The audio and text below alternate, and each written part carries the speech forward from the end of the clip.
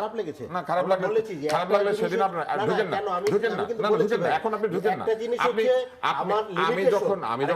তার public স্পেয়ারে space দিচ্ছি দুই জিনিস না শোনেন দুই উনি মাঝখানে কথা ওনারা বলতে বলেন ওনারা সংসদে এটা করে ওনারা সংসদে শেষ করি তারপরে ওনারা সংসদে এটা করে একটু পরে প্ল্যাকার্ড বের করতে পারে প্রথম অধিবেশনে এই দুজন না থাকলে পরে সভাপতিত্ব কে করবে নতুন স্পিকার নির্বাচিত করে তাকে সভাপতি করতে দেওয়া হয়েছে হ্যাঁ এতে কোনো অসুবিধা হয় নাই কারণ স্পিকার নাই আর ডেপুটি স্পিকার জেলখানায় একই কারণে যে কারণে উনি শপথ গ্রহণের জন্য আসতে পারেন নাই শপথ নেওয়ানোর জন্য সে একই কারণে সভাপতিত্ব করতে আসতে পারেন নাই এটা নিয়ে টেলিভিশনে জটিলতা তৈরি করলে টিআরপি বাড়ে এছাড়া কিছু লাভ না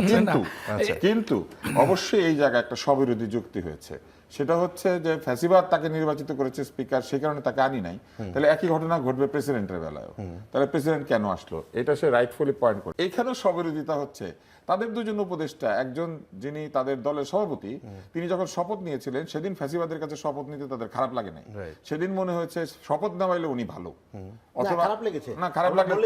লাগলে সেদিন আপনার ঢুকেন না এখন আপনি ঢুকেন না আমি যখন আমি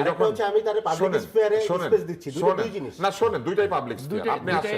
আপনি আসেন আমাকে শেষ করতে দেন আপনি তখন বলেছেন আপনি এখানে কথা বলেন না প্রেসিডেন্ট যখনই কোনো কিছু করেন এটা পাবলিক স্ফিয়ার কেননা প্রেসিডেন্ট একজন পাবলিক প্রেসিডেন্ট আমাদের পাবলিক স্ফিয়ারে ইন্টারনেট উনি মাঝখানে কথা ওনারা বলতে বলেন ওনারা সংসদে এটা করে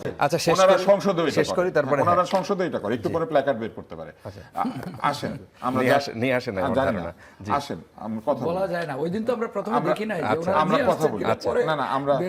আমরা কথা বলি সেটা হচ্ছে যে উনি যখন শপথ গ্রহণ করিয়েছেন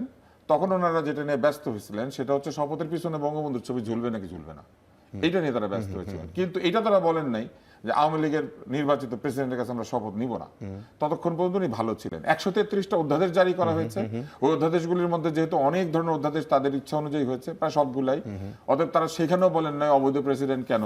অধ্যাদেশ সাইন করে তার মধ্যে সবচেয়ে অধ্যাদেশ কোনটা গণভোটের যে জুলাই আদেশ সেটা কে সাইন করেছেন এই অবৈধ রাষ্ট্রপতি এত অবৈধ যে তাকে চেহারা পর্যন্ত তারা সহ্য করতে পারে না কিন্তু সাইন করলে এটা সহ্য করে ওই যে পঠিত হইলে ঠিক আছে হ্যাঁ না হলে ঠিক নাই এইবার আছেন উনি ওখানে ঢুকেছেন জাতীয় সংগীতের সময় ওনারা যে দাঁড়ান নাই হান্নান মাসুদ বলেছেন যে তারা শুনতে পান নাই আমি ওইটাকে ধরে নিচ্ছি কারণ হান্নান মাসুদ তো একজন অত্যন্ত গুরুত্বপূর্ণ নেতা কিন্তু আপনি এই জায়গাটা চিন্তা করে দেখেন তার অভিশংসন তারা চায় অভিশংসনের যে নিয়ম আছে সেই নিয়মের মধ্যে কোথায় আছে যে ওনার নির্বাচন পদ্ধতি নিয়ে আপত্তি থাকলে তাকে অভিশংসন করা যাবে অভিশংসনের সুনির্দিষ্ট নিয়ম আছে কেন কাউকে অভিশংসন করা যায় আর অভিশংসন করতে ইচ্ছা করলে 2/3 সংখ্যাগরিষ্ঠতা পেয়ে আপনারা এসে অভিশংসন করে দিতেন ইমপিচ করতেন কিন্তু ইমপিচমেন্টের সময় তো বলতে হবে ওনাকে কেন অভিশংসন করা হচ্ছে এবার তারা ধন্যবাদ শুরুতে দেখেন আমাকে একটা উত্তর দিয়েছিলেন ধন্যবাদ প্রস্তাবের নিয়ে আমরা আলোচনা করব যে জিনিস আপনি শোনেন নাই সেই জিনিসের ধন্যবাদ ঠিক হলো না ভুল হলো আপনি কিভাবে বুঝবেন আমরা শুনি না আমরা পড়েছি তো পড়িয়া আমরা এই ধন্যবাদ প্রস্তাব নিয়ে আলোচনা করবো তাহলে এটাও তো ওনারা পারেন ধন্যবাদ প্রস্তাবে সরকার কি কি বলবে এটা ওনারা পড়বেন শুনবেন না ওনারা সংসদের বাইরে থাকলেন পরে পড়ে টরে এসে উত্তর দিলেন মূল বিষয় হচ্ছে ধন্যবাদ প্রস্তাবটা কাকে রাষ্ট্রপতিকে কেন ওনার ভাষণের জন্য ওনার ভাষণটা কে তৈরি করে দিয়েছে সরকার তৈরি করে দিয়েছে সরকারের তৈরি করা ধন্যবাদ প্রস্তাব ভাষণে আবার সরকার ধন্যবাদও দেয় এই কাণ্ডটা কে করেছে শেখ হাসিনা কি করেছিলেন আব্দুর রহমান বিশ্বাস বক্তৃতা দিবে ফলে যদি উল্টাপাল্টা বলে এই জন্য আইন বানিয়ে ফেলেছিল শুরুতেই যে প্রেসিডেন্টের লিখিত বক্তৃতা মন্ত্রী পরিষদ অনুমোদন করে তাহলে মন্ত্রী পরিষদ হচ্ছে প্রেসিডেন্টের বক্তৃতার সম্পাদক মন্ডলী তারা ভালো করে দেখে দেয় কোনটা বলবে কোনটা বলবে না আদতে লিখেই দেয় তো অতএব বিএনপি অবস্থাটা চিন্তা করেন এখন ওই আইনের কারণে নিজেদের লিখে দেওয়া প্রস্তাবকেই নিজেদেরকে ধন্যবাদ দিতে হচ্ছে কারণ আইন ওইটা করেছে এবং এই কাণ্ডটা আওয়ামী লীগও করতো নিজেদের লিখে দেওয়া প্রস্তাবই তারা ধন্যবাদ দিত কিন্তু তাতে তাদের খুব একটা খারাপ লাগতো না কারণ প্রেসিডেন্ট তো তারাই বানিয়েছে অতএব তারা এটা নিয়ে মন খারাপ করতো না এখন আপনি অবস্থাটা দেখেন এখন অবস্থা হচ্ছে প্রেসিডেন্ট রেখে গিয়েছেন শেখ হাসিনা এবং তার সরকার কিন্তু প্রেসিডেন্ট সাংবিধানিকভাবে যা করা দরকার সবকিছুই করেছেন উনি কিন্তু এখন এই বক্তৃতা দিয়েছেন সাংবিধানিক বাধ্যবাধকতার কারণে আগেও যখন দিতেন তখন এটার কারণেই দিতেন এবং তাকেই সাংবিধানিক বাধ্যবাধকতার কারণেই ওই শপথের সময় আনা হয়েছিল রেফারেন্সের সময় আনা হয়েছিল অন্তর্বর্তী সরকার কি করে তৈরি হলো বলা হলো প্রেসিডেন্ট 106 ধারায় রেফারেন্স চেয়ে এই সংসদ এই অন্তর্বর্তী সরকার তৈরি করেছে মানে প্রেসিডেন্ট যখন আদালতের কাছে রেফারেন্স চায়